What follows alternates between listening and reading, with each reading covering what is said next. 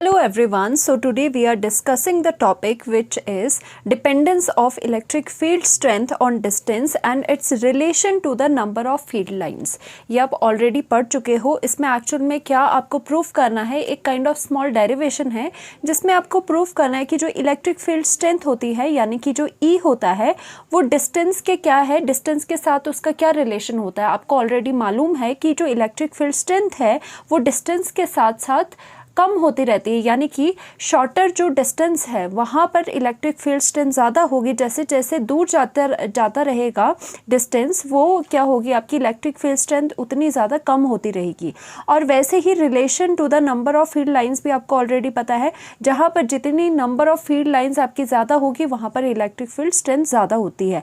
जहाँ पर field lines के बीच में गैप जितना ज़्यादा होता है वहाँ पे स्ट्रेंथ आपकी इलेक्ट्रिक फील्ड की स्ट्रेंथ उतनी कम होती है। ये ऑलरेडी हम डिस्कस कर चुके हैं।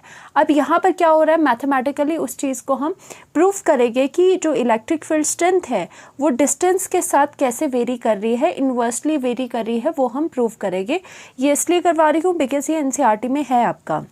सो हमने क्या किया, यहाँ पर let us take positive charge, जो कि हमारा पॉजिटिव चार्ज है, जिसकी वजह से जो इलेक्ट्रिक फील्ड लाइंस है आपको पता है ऑलरेडी वो कहाँ को निकलती है, वो आउटवर्ड डायरेक्शंस को निकलती है। तो इसी तरह से ये आउटवर्ड, रेडियली ये आउटवर्ड होगी।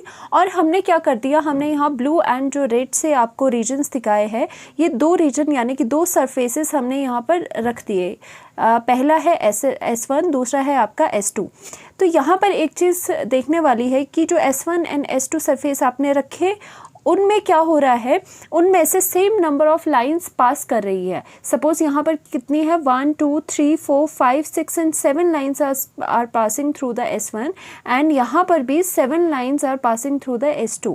तो ये यानी कि यहाँ पर क्या है, same number of lines are passing through the surface S1 and S2 perpendicularly. और क्या है, ये जो सरफेसेस लगाए गए हैं ऐसे सरफेसेस है और ऐसे लाइन जा रही है, ऐसे ये लाइंस जा रही है और सरफेसेस आपकी ये परपेंडिकुलर है, ये परपेंडिकुलर है। तो यानी कि ये लाइंस जो है वो सरफेस के परपेंडिकुलर है। तो यहाँ पर इसके बीचों बीच एक P1 पॉइंट ले लिया, यहाँ पर पॉइंट P2 ले लिया और यहाँ से O से लेके P1 का जो डिस्टेंस है, परपेंडिकुलर डिस्टेंस है, वो लेट इट बी वो R1 है। और O से लेके P1 का जो डिस्टेंस है परपेंडिकुलर वो आपका R2 है। अब देखते हैं, इस चीज़ को समझने से पहले हम आपको बताना चाहेंगे कि 2D एंड 3D जो 3D में एंगल्स एंड एंगल का क्या रिलेशन होता है। 2 डायमेंशन में सपोज़ अगर मैं यहाँ पर एंगल बना रही हूँ और ये हमारी कोई कर्व है, यहाँ पर कर्व आएगी, तो जो ये अंदर एंगल थीटा है, लेट अस सपोज़ यहाँ पर ये रेडियस R है और यहाँ पे जो आर्क है, दिस इज़ योर आर्क की लेंथ कितनी है, L है।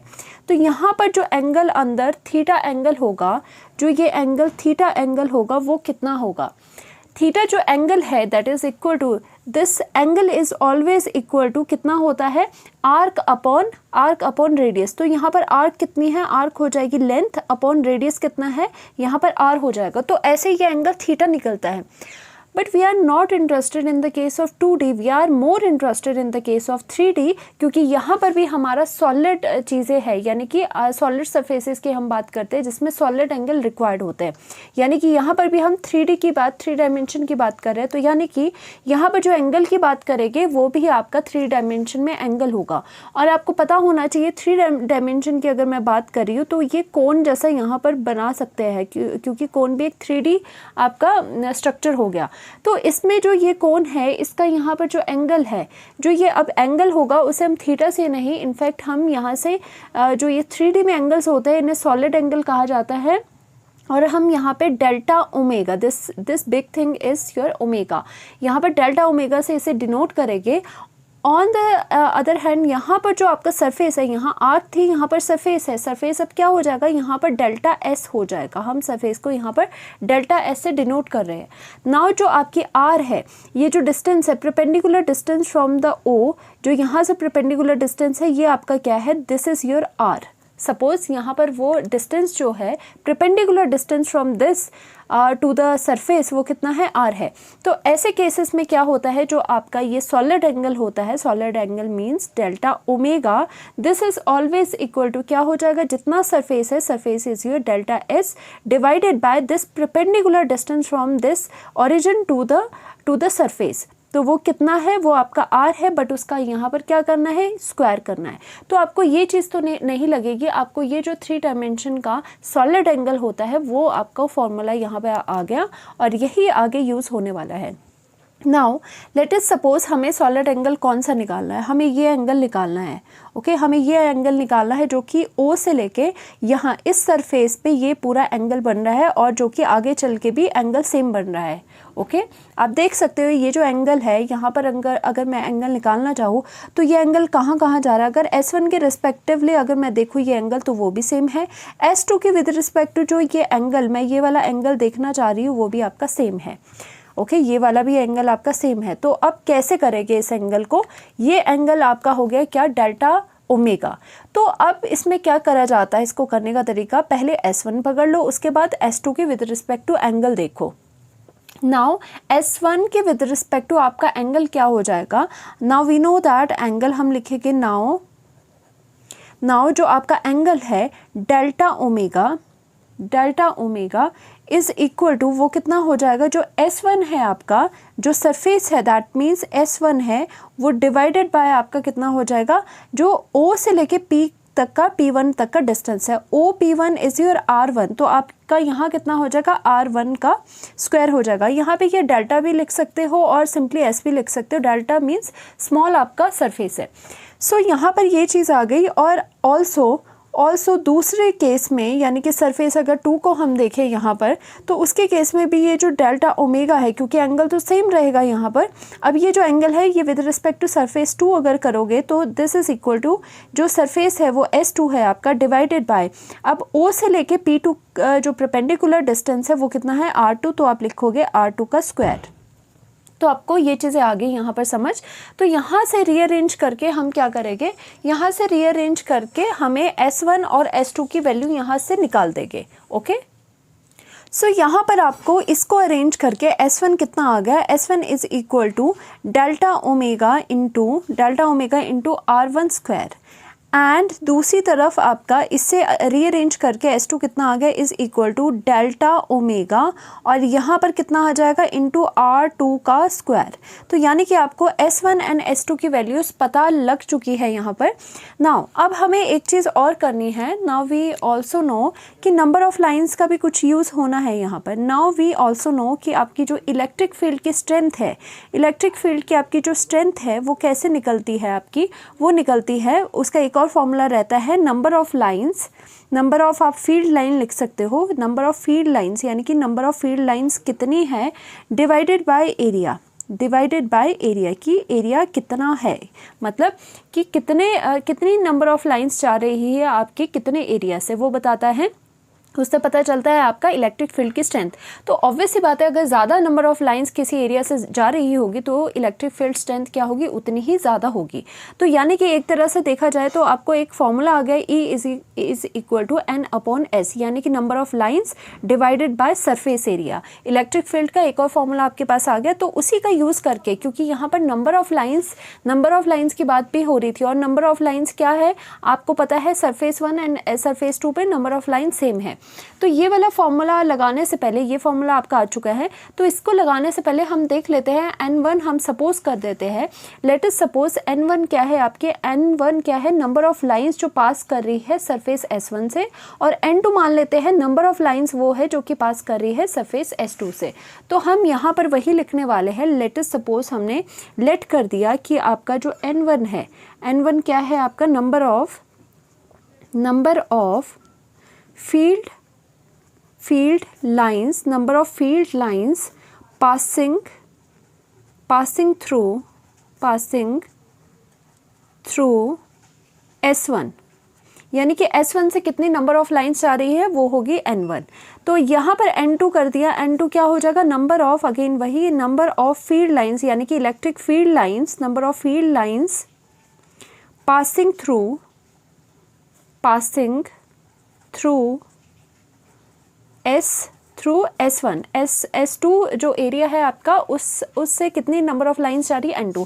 And we know very well, हमने पहले ही बता दिया था कि यहाँ पर देखो S1 एंड S2 से जो number of electric field lines है वो आपकी सेम है। लेट अस सपोज यहाँ पे आपने कैलकुलेट करी थी, यहाँ 7 है, यहाँ 7 है, तो यानी कि यहाँ पर सेम है।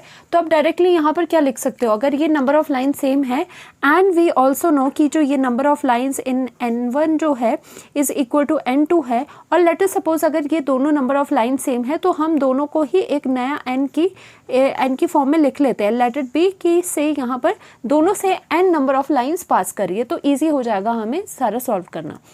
नाउ अब हम क्या करेंगे, यहाँ से आपका S1 आ चुका है, यहाँ से S2 आ चुका है। अब आप ये फॉर्मूला लगाओगे और यहाँ से क्या निकाल दोगे, E1 निकालोगे। ओके, यहाँ से क्या निकालोगे, E1 निकालोगे एंड E2 निकालोगे, यानी कि electric field in S1 and electric field in S2 निकालोगे। ये फॉर्मूला आपका यूज़ होना है और उसमें आप यहाँ आप S1 की वैल्यू डालोगे।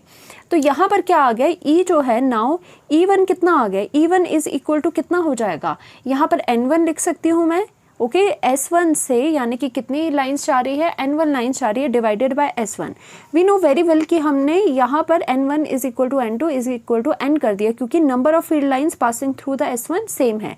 तो यहाँ पर S1 कर दिया, और S1 की अगर हम वैल्यू यहाँ पर खोले तो वो कितनी नज़र आएगी हमें, S1 की वैल्यू कितनी थी, डेल्टा ओमेगा इंटू R1 का स्क्वायर। तो आप वही लिखोगे डेल्टा ओमेगा इंटू R1 का स्क्वायर, और उसी तरह से आपका E2 कितना हो जाएगा, इलेक्ट्रिक फील्ड इन सेकंड आपकी कितनी हो जाएगी, इज इक्वल टू N2, जितनी लाइन्स उससे पास करी है डिवाइडेड बाय जितना सरफेस है, इज इक्वल टू वो कितना हो जाएगा आपका, let it be N1 N2 आपने N माना है तो यहाँ पर N लिखोगे, और जो S2 की वैल्यू है वो आप कितनी लिखोगे, जितनी ऊपर आई है, that means delta omega into R2 का स्क्वायर।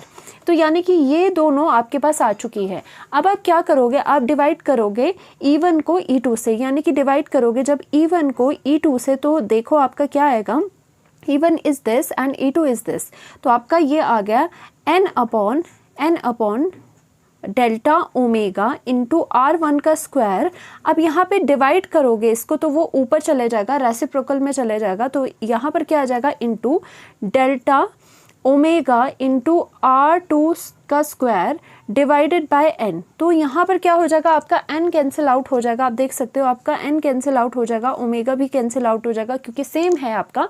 तो यहाँ से आपके पास क्या है कि E1 upon E2 is equal to R2 का whole square divided by R1 का स्क्वायर।